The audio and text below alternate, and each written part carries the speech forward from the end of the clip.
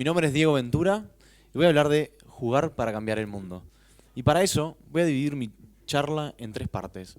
Primero voy a explicarles lo que es gamification, este nuevo concepto, esta nueva revolución que se viene. Luego voy a hablar del momento de la persuasión, el momento en el cual voy a tratar de convencerlos de que esto es real, de que esto funciona. Y después voy a explicarles por qué creo que esto es el presente y por qué creo que esto es el futuro. Entonces, comencemos por el principio. ¿Qué es gamification? Como bien dijeron, gamification es la aplicación de conceptos de juegos en ambientes no lúdicos. Es utilizar las estéticas, las dinámicas, las mecánicas de los juegos para generar experiencias de mayor engagement. Me dirán, ¿qué? Pero bajémoslo a tierra para ver eso. Veamos qué sí es gamification en lo real. Entonces, para eso voy a hablarles un poco de lo que es Nike Plus. Nike Plus es un concepto que desarrolló Nike, que lo que hizo fue generar competencias y utilizando conceptos de juegos para hacer que la experiencia de correr sea mucho más social y mucho más entretenida. Para eso lo que hizo fue aplicaciones, utilizando chips y utilizando iPods o diferentes elementos tecnológicos para medir lo que los corredores hacían cada vez que corrían. Y luego esto les permitía utilizar diferentes dinámicas, competir en equipos, competir contra tus mejores amigos, hacer leaderboards, cambiarlo por puntos, ganar premios. ¿Y todo esto por qué? Porque cuanto más corras, más campeones vas a consumir, mejor para Nike. ¿Eso qué quería decir? Que es una excelente práctica desde el punto de vista comercial. ¿Y por qué lo es? Porque lo que es entretenido, lo que es divertido, lo que nos compromete, es una construcción mental. Y es tan así que es una construcción mental que podemos verlo hoy en día gracias a la ciencia. Y para esto les traigo uno de los ejemplos de cómo entendemos la gente que trabaja en gamification, lo que nos genera esa adicción, esa diversión, esa felicidad. Y este chico que les traigo acá es la dopamina, es una molécula que es la herramienta que tiene el cerebro para decirnos que lo que estamos haciendo está bien. Cada vez que nosotros completamos algo, logramos algo, somos felices, comemos algo rico, tenemos relaciones sexuales, se libera dopamina. Esa dopamina es el elemento que nos hace sentir bien. Es lo que nos dice que lo que estamos haciendo está bien. Y eso genera un ciclo. Ese ciclo se nos presenta una dificultad, la vencemos, se libera dopamina y nos sentimos bien. Y somos más propensos nuevamente a tomar ese riesgo y a volver a entrar a este ciclo.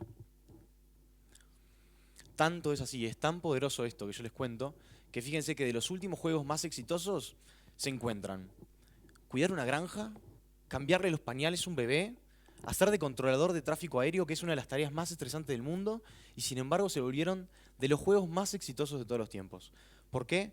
Porque utilizaban este concepto. Un desafío, una forma fácil de vencerlo, dopamina, placer. Tan poderoso es que muchas empresas en todo el mundo lo están utilizando. Google, Ford, BBVA, NBC, Intel y miles más. ¿Y por qué? Porque funciona. Esto apenas es una industria que nace en el 2010. Esto es muy importante. Es muy importante porque es algo nuevo. Y hay alguien que se está quedando fuera o no tanto, y eso es lo que les voy a mostrar y es lo que quiero que todos nos comprometamos a hacer. Y es el bien social. Todo esto puede ser aplicado para generar bien social, para activar nuestra necesidad de ayudar, para mejorar la humanidad. Para eso voy a comenzar con el primer ejemplo. Playpump.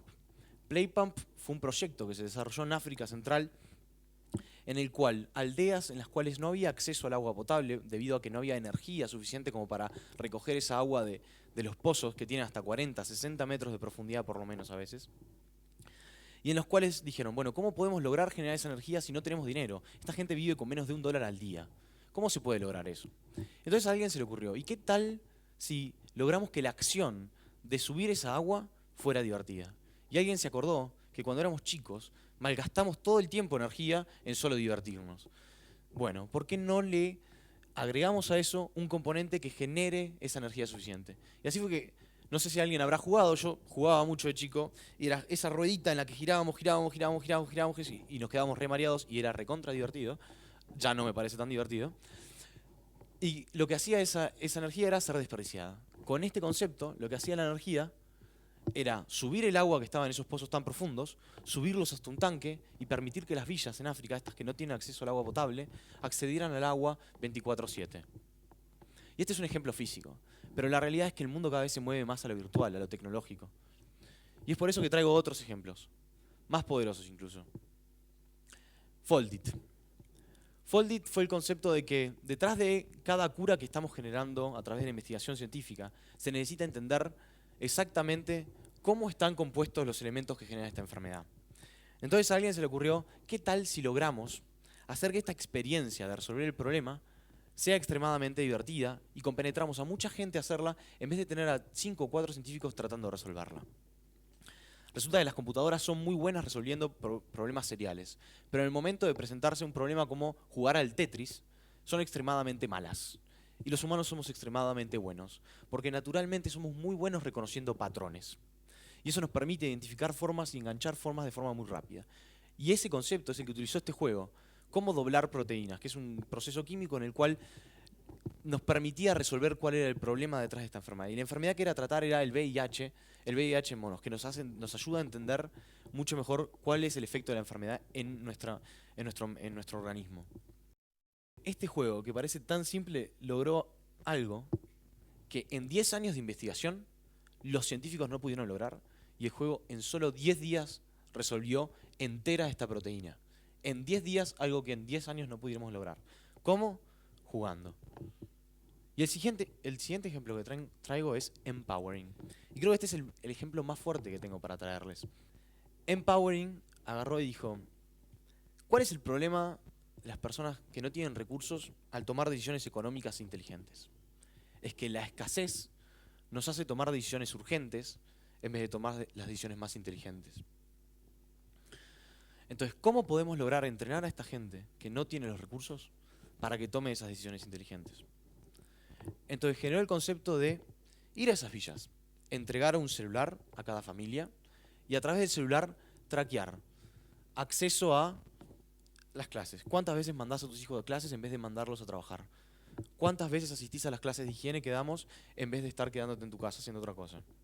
Todas estas cosas son decisiones inteligentes, porque mejorar la higiene quiere decir mejorar la salud, quiere decir mejorar tu posibilidad de trabajar, quiere decir que la persona que está en casa no se va a tener enfermedades venéreas, quiere decir que una mujer puede tener decisión sobre su salud sexual y no tener que estar teniendo 6 o 8 hijos, quiere decir que le estamos dando poder a esa gente. Y a través de esas actividades se les entregaban puntos a estas personas, a estas familias.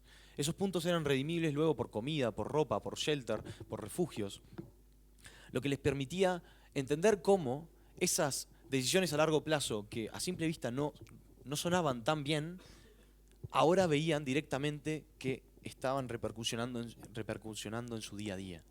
¿Por qué? Porque le estábamos dando ese acceso. Entonces, a través de estas mecánicas, generamos que estas personas empezaran a tomar las decisiones económicas inteligentes a largo plazo.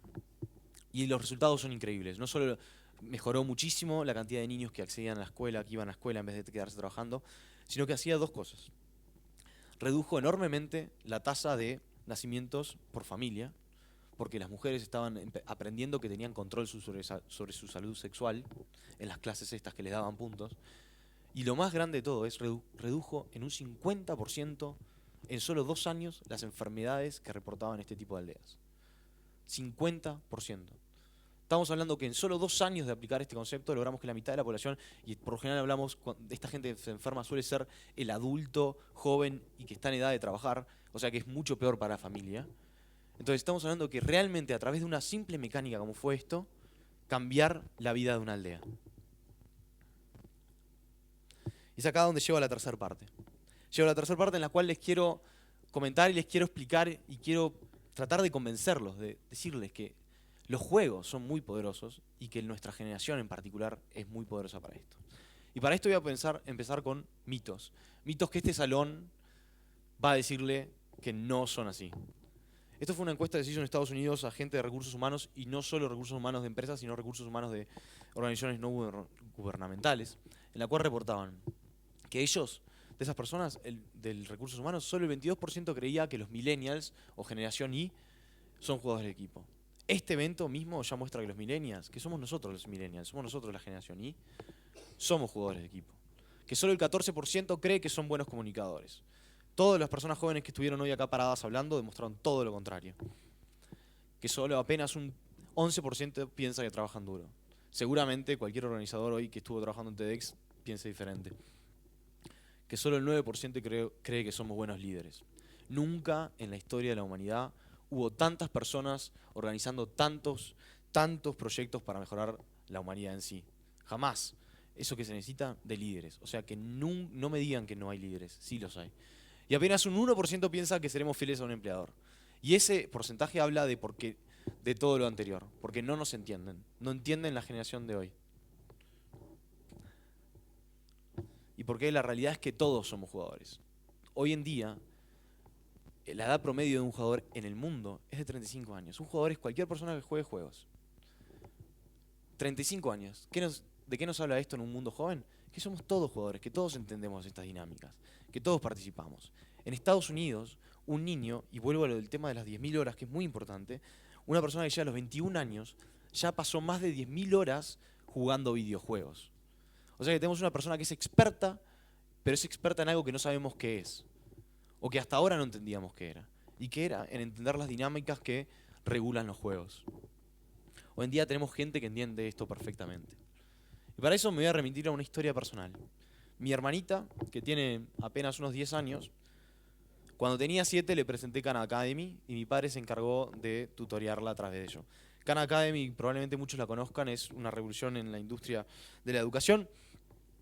Simplemente son videos en los cuales se explican de forma muy simple los conceptos. Pero además se le agregó una plataforma en la cual se enseña de forma sistemática y en la cual se da feedback constante y en la cual hay premios y hay rewards y están pensados para motivar a los niños a aprender. Mi hermana, con 7 años, estaba resolviendo ecuaciones de segundo grado.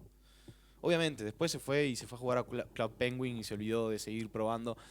Pero lo importante es que si mi hermana puede, pueden todos los niños. El problema es que tenemos que entender las estructuras, tenemos que entender cuál es el universo alrededor de ello y tenemos que entender cómo motivarlos correctamente. Los niños de hoy no son los niños de ayer. Entonces lo que yo quiero plantear es que hoy en día ya no hay excusa para estar aburridos. Ya no hay excusas para que alguien vaya a trabajar sin motivación. No hay excusas para que un niño diga, no quiero ir a clase, mamá, porque me siento mal, porque me aburre, la profesora no me quiere. Ya no hay. Porque tiene que ser divertido y tenemos las herramientas para diseñarlo para que sea divertido. Entonces las herramientas ya están dadas. Los futuros usuarios ya conocen las reglas básicas. Y solo nos resta a nosotros crear y diseñar las experiencias correctas que sirvan para mejorar la humanidad.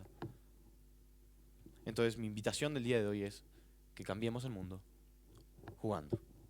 Muchas gracias.